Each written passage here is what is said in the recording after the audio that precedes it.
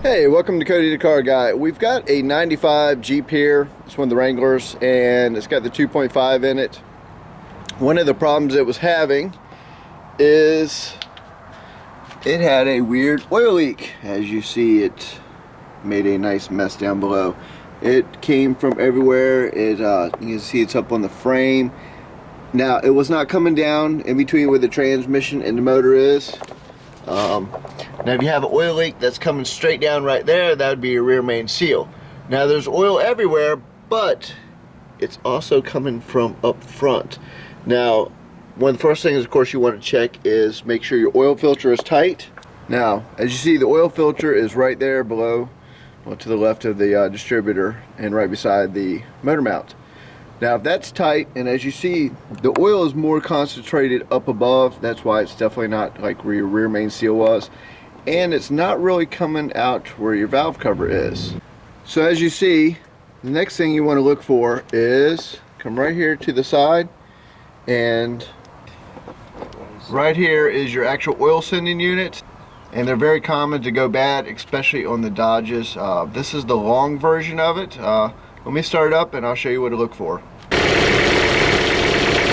you can see, the oil is slightly coming out. It looks like it's popping the O-ring out, and that is where your leak is, right there. So we're going to go and pop that one out and get it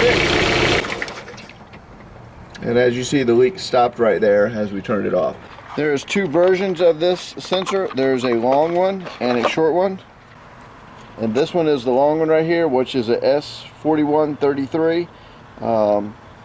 So they're about 30 bucks.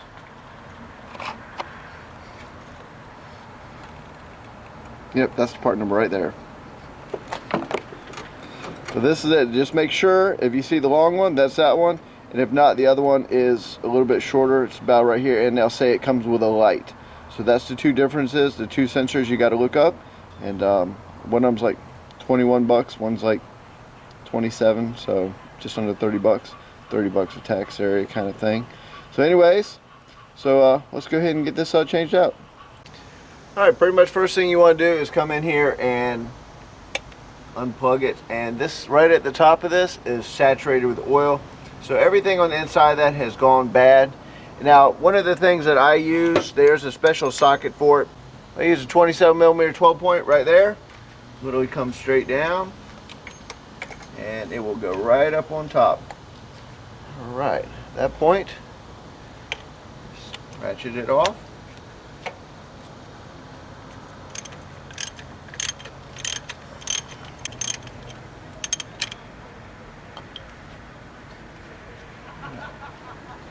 Once we get this bad boy out here, get the new one in, we are done.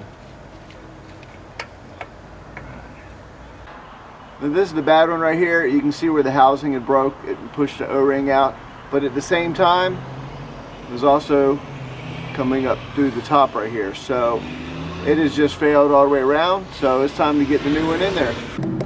As you can see, that is where it's going to be bolting to. That's actually a little adapter that comes out of the block to do a 90. So we're just going to go and put the new one back into the same spot, put the plug back in, and you are done.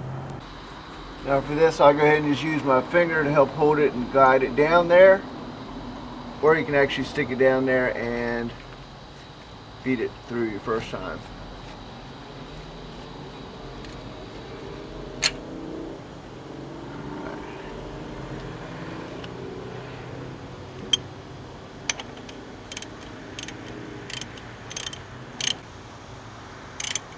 Now this sensor is actually a tad smaller than the factory one, so it's a little bit different to put it on. You have to tilt it just a hair.